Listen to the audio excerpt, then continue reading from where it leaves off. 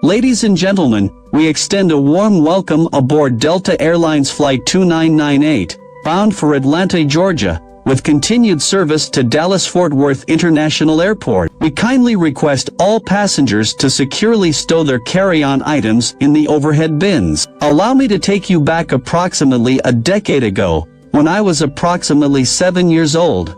My family has always possessed a penchant for extensive travel, resulting in my frequent experiences aboard airplanes at such a young age. Consequently, I had accrued a significant number of flights, beyond what I could easily enumerate. Moreover, due to our frequent travel, I had grown intimately familiar with our local airport and its architectural layout. On this particular occasion, we arrived at our designated gate approximately 2 hours prior to departure. I distinctly recall waiting for approximately half of that time until a pressing need to use the restroom arose. Having communicated this urgency to my parents, they acknowledged my familiarity with the airport layout, at least to a sufficient degree for me to navigate to the restroom unaccompanied. Thus, I embarked on the short 5-minute walk to the primary restroom facilities, which, it is worth noting, were the only restrooms within my realm of knowledge. To set the context further, the time was approximately 3 a.m.,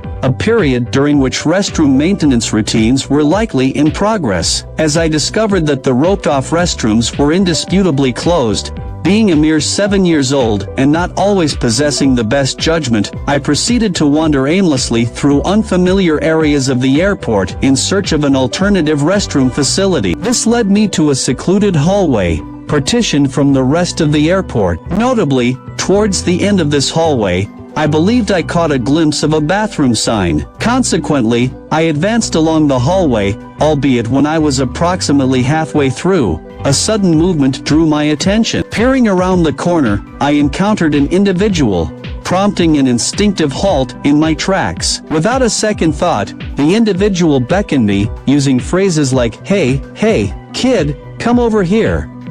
I continued down the hallway, gravitating towards this man. At the time, I genuinely presumed he was an airport employee, and that his intention was to direct me to an accessible restroom. However, I soon discovered this was not the case. The man proceeded to divulge his predicament of being lost, urgently requesting my assistance in locating the correct gate for his departing flight. Remarkably, at that moment, I not only placed unwavering trust in him but also experienced a sense of excitement at the prospect of aiding this individual. As I mentioned earlier, I possessed familiarity with a substantial portion of the airport, and the notion of offering assistance to an adult granted me a profound sense of significance. In response to his plea, I enthusiastically agreed to help him. However, I made it clear that I intended to inform my parents before embarking on this endeavor. Without exercising even the slightest precautionary measure, I hastily proceeded to share the unfolding events with my parents out of sheer excitement, neglecting the necessity for prudence. Informing the man that I would return promptly, I swiftly turned around, retracing my steps toward my designated gate. However, to my surprise, the man erupted into a fit of yelling as I commenced my departure. In his fervent outburst, he asserted that time was scarce, as his imminent departure loomed on the horizon. I reassured him of my ability to act expeditiously. Shortly after exiting the hallway, I glanced back, only to witness the man swiftly emerge from the confines of the hallway, descending the staircase that led to the airport's exit in a near-frantic manner. At that juncture, I presumed the encounter had reached its conclusion. While I found the sequence of events peculiar, I elected not to raise the matter with my parents. Once I located a restroom that catered to my needs, the incident gradually faded from my memory, becoming a fleeting recollection. Fast forward to a couple of years ago, when I found myself engaged in a conversation with my colleagues, delving into peculiar childhood experiences. Suddenly, that particular memory resurfaced within me,